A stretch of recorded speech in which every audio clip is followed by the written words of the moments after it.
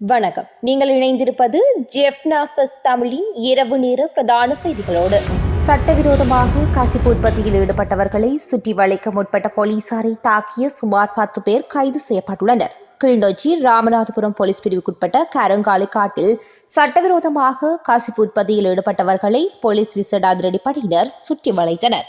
இதன்போது போலீஸ் விசேட அதிரடி படையினரை தாக்கிவிட்டு தப்பியோட முற்பட்ட 10 பேர் போலீசாரினால் கைது செய்யப்பட்டுள்ளனர். இதில் பெண்களும் அடங்குவதாக தெரிவிக்கப்படுகின்றது. தாக்குதலுக்குள்ளான 2 அதிரடிப்படை வீரர்கள் கிளிநொச்சி மாவட்ட பொது வைத்தியசாலையில் அனுமதிக்கப்பட்டுள்ளனர். யாழ்ப்பாணம் செம்மணி மனித புதைக்குழியின் 3ஆம் கட்ட அகழ்வு பணிகள் அடுத்த வருடம் ஆரம்பிக்கப்படும் என தெரிவிக்கப்பட்டுள்ளது. புதைக்குழிக்குள் மழை நீர் தேங்கி நிற்பதால் அடுத்த வருடமே 3ஆம் கட்ட அகழ்வு பணிகள் முன்னெடுக்கப்படும் என தீர்மானிக்கப்பட்டுள்ளது.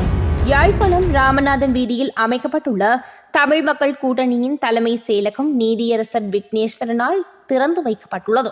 ஒரு அரசியல் கட்சியாக தேர்தல் களத்திலே போட்டியிட தொடங்கி 1 ஆண்டு நிறைவடைந்திருக்கிறது. 2024ஆம் ஆண்டு நவம்பர் மாதம் சரியாக நாங்கள் பாராளுமன்ற தேர்தலிலே முதலில் தமிழ் மக்கள் கூட்டணியினுடைய மான் சின்னத்திலே நாங்கள் களமிறங்கி இருந்தோம்.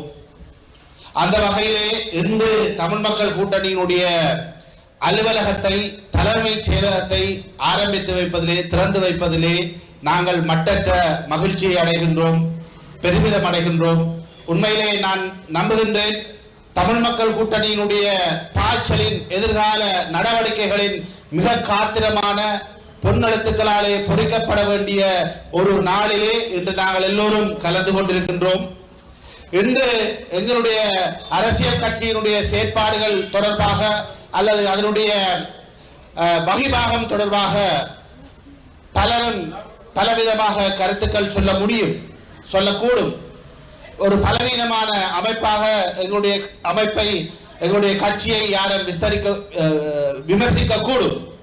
ஆனால் நான் ஒன்றை மட்டும் ஆணித்தனமாகவும் உறுதியாகவும் நான் சொல்லுகின்றேன், தமிழ் மக்கள் கூட்டணி தான் தமிழ் மக்களுடைய எதிர்காலம் என்கின்ற அசைக்க முடியாத செய்தியை நான் இந்த சந்தர்ப்பத்திலே கூறி வைக்கின்றேன். மட்டக்களப்பில் இருந்து கொழும்பு கோட்டை நோக்கி சென்ற புலத்திசி இன்டர்சிட்டி எக்ஸ்பிரஸ் ரயிலில் முச்சக்கர வண்டி ஒன்று மோதி விபத்துக்குள்ளாகியுள்ளது. விபத்தில் முச்சக்கர வண்டி சாரதி சம்பவ இடத்திலேயே உயிரிழந்துள்ளார். மேலும் பின்னிருக்கையில் பயணித்த 2 பெண்கள் படுகாயமடைந்த நிலையில் அருகிலுள்ள வைத்தியசாலையில் அனுமதிக்கப்பட்டுள்ளனர். யாழ்ப்பாணத்தில் 3200 போதை மாத்திரைகளுடன் சந்தேக நபர்கள் 2 கைது செய்யப்பட்டுள்ளனர். குறித்த நபர்களிடம் இருந்து பெறப்பட்ட 3200 போதை மாத்திரைகளின் இன்றைய சந்தை பெறுமதி 9,60,000 ரூபாய் என தெரிவிக்கப்படுகின்றது. கைது செய்யப்பட்ட சந்தேக நபர்கள் வழங்கியுள்ள வாக்குமூலத்தில் போதைப் பொருட்களுக்கு எதிராக போலீசாரினால் முன்னெடுக்கப்படும் விசேட நடவடிக்கைகள் காரணமாக போதைப் பொருட்களுக்கு தட்டுப்பாடு ஏற்பட்டுள்ளது என குறிப்பிட்டுள்ளனர். செம்மணி மனித புதைக்குழியில் சிறுவர்கள் குழந்தைகளுடைய எலும்புக்கூடுகள் வெளிவந்துள்ள நிலையில் புலிகள் அவற்றை புதைத்ததாக கூறி இந்த அரசாங்கம் விசாரணைகளை பின்னடிக்க பார்ப்பதாக சம உரிமை இயக்கத்தின் செயற்பாட்டாளர் சன்னி ஞானந்த தேரர் தெரிவித்துள்ளார். யாழ் நகர பகுதியில் சம உரிமை இயக்கத்தின் ஏற்பாட்டில் இடம்பெற்ற போராட்டத்தில் கருத்து தெரிவிக்கும் போதே அவர் இவ்வாறு தெரிவித்துள்ளார். மக்களுக்கு ஆசை வார்த்தை கூறி ஆட்சிக்கு வந்த அரசாங்கம் ஆட்சிக்கு வந்த பின் மக்களுக்கு வழங்கிய ஆணைகளை மறந்து செயல்படுகின்றது என அவர் மேலும் தெரிவித்துள்ளார். அரசு வேலைக்காக 60,000 ஊழியர்களை ஆட்சேர்ப்பு செய்ய எதிர்பார்த்துள்ளதாக பொது நிர்வாகம் மாகாண சபைகள் மற்றும் உள்ளூராட்சி அமைச்சர் சந்தனா பேரத்ன தெரிவித்துள்ளார். இந்த ஆட்சேர்ப்புக்கு தேவையான நடவடிக்கைகள் எடுக்கப்பட்டு வருவதாகவும் அவர் கூறியுள்ளார். சட்டவிரோத மீன்பிடி நடவடிக்கையில் ஈடுபட்ட இந்திய கடற்தொழிலாளர்கள் யாழ்ப்பாண கடற்பரப்பில் கைது செய்யப்பட்டுள்ளனர். காரைநகர் கடற்பரப்பில் வைத்து இன்றைய தினம் கடற்படையினரால் கைது செய்யப்பட்டுள்ளதாக தெரிவிக்கப்படுகின்றது. 3 படகுகளில் வந்த 31 இந்திய கடற்தொழிலாளர்கள் இவ்வாறு சட்டவிரோத மீன்பிடியில் ஈடுபட்டுக் கொண்டிருந்த வேளை கைது செய்யப்பட்டுள்ளனர். வவுனியா பல்கலைக்கழகத்தின் தகவல் தொழில்நுட்ப பீடத்தின் முதல் ஆண்டு மாணவர் ஒருவர் 31ஆம் திகதி இரவில் உயிரிழந்துள்ளதாக வவுனியா பூவரசன்குளம் காவல்துறையினர் தெரிவித்துள்ளனர். அனுராதபுரம் பகுதியைச் சேர்ந்த 23 வயதான இளைஞரே இவ்வாறு மரணமாகியுள்ளார்.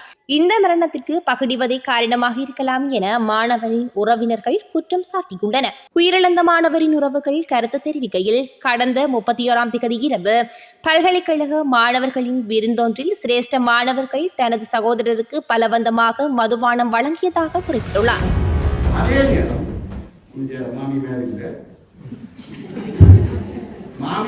உடனே கணவனுடைய தாய் சொல்லுவா இப்படி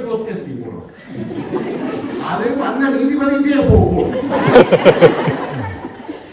இந்த பிள்ளைய போட்டோக்களை ஏற்றினவள நாம அடுத்த கூட்டுக்கு ஏற்றி இதைத்தான் எங்களோட கலாச்சார பாரம்பரியம் ஒன்று. மேற்கத்திய சட்டத்திட்டங்கள் ஒன்று. மேற்கத்திய சட்டத்திட்டங்களை படியுங்க, வீதிக்கு வெளியால் அவன்படுத்துவீங்க, வீட்டுக்கு அவன்படுத்துவீங்க. ஏன்னா வீட்டுக்கு அது டேஞ்சர். ஏன்னா நம்மளா அது எந்த தேசத்துக்கு போனாலும் நாம இருக்கிற முறையில் அது வீட்டுக்கு உள்ள அப்படித்தான் வாழ்க்கை. இந்த இலங்கையில் கூட விவாகரத்து மிகவும் அதிகம். இந்த நாடுகள் கனடா போன்ற நாடுகளில் கை உயர்த்த முந்தைய ஓட்டுவாங்க போடுது. ஆனால் இங்கே லேச அடுக்கலாம்னு நினைக்கிறேன். எங்கள் நாட்டில் விவாகரத்து எடுக்கலாம். நான் 28 வருஷம் வாழ்ந்த நீதித்துறை ஒரே ஒரு வழக்கு தான் டிவோர்ஸ் கொடுக்கிறேன்.